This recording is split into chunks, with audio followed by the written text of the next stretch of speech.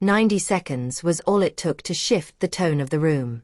The House Judiciary Committee hearing had been routine up to that point. It was a standard quarterly oversight session reviewing Department of Justice operations. FBI Director Kash Patel sat at the witness table, flanked by counsel. Attorney General Patel Bondi sat beside him. For more than 3 hours, they had fielded questions with measured confidence. On the topic of Jeffrey Epstein, both had maintained under oath that all relevant witnesses had been properly investigated and that no evidence was being suppressed. Then Representative Thomas Massie was recognized for questioning. Massie approached the microphone without theatrics. Known for his methodical, engineer-like demeanor, he did not begin with a speech. Instead, he held up a single sheet of paper. "I want to ask you both about a specific name that appears in the Epstein investigation files," he said evenly. He stated that the name appeared 23 times in investigative documents, including flight logs, witness statements, and financial records. "Do either of you want to tell me why this person was never interviewed?" Director Patel responded cautiously, saying that without knowing the specific individual referenced, he could not comment on investigative decisions made by career agents. Massie produced another document, an FBI memo from July 2019 listing 47 individuals identified for mandatory follow-up interviews. He stated that the individual he referenced was number 14 on that list.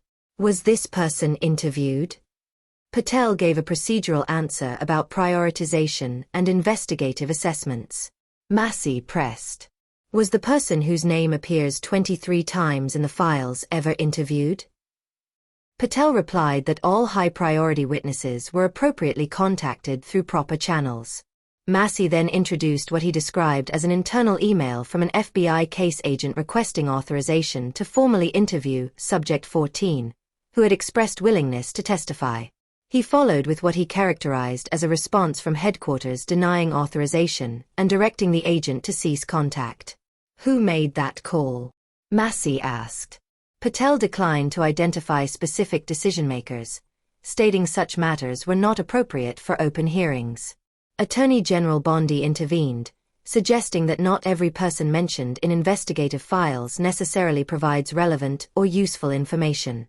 She raised the possibility that credibility or redundancy considerations might explain why an interview was not pursued.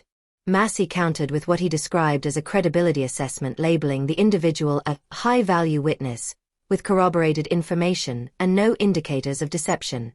Then he revealed the name, Bradley Edwards. Bradley Edwards is known publicly as an attorney who represented several victims of Jeffrey Epstein in civil litigation. According to Massie's account, Edwards had direct knowledge of aspects of Epstein's network through depositions and legal discovery. Patel responded that interviewing an attorney involved in civil litigation could raise legal complications. Massie argued that Edwards represented victims, not Epstein, and therefore would not be shielded in the way Bondi suggested. At that point, Bondi referred to Edwards as a failed politician, noting that he had previously run unsuccessfully for office and had made media appearances regarding the Epstein case. She suggested that publicity-seeking motivations could factor into prosecutorial judgment. The room reportedly grew quiet. Massie objected to the characterization. He produced what he described as a letter Edwards had sent to the FBI offering to testify under oath and provide documentation concerning individuals in positions of power connected to Epstein.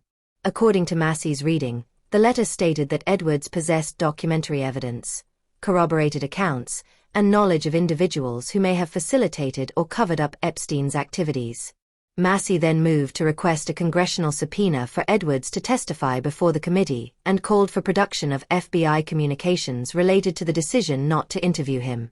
He also called for further review of statements made under oath. The exchange sparked strong reactions online. Clips of the moment, particularly the failed politician remark, circulated widely. Edwards later reiterated publicly that he remained willing to testify before Congress if called.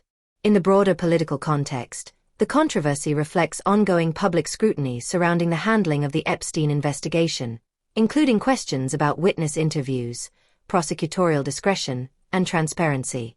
Whether any misconduct occurred would depend on verifiable documentation, sworn testimony, and formal investigative findings, not solely on the dramatic framing of a hearing exchange. The episode underscores how oversight hearings can quickly become flashpoints when credibility, accountability, and politically sensitive investigations intersect.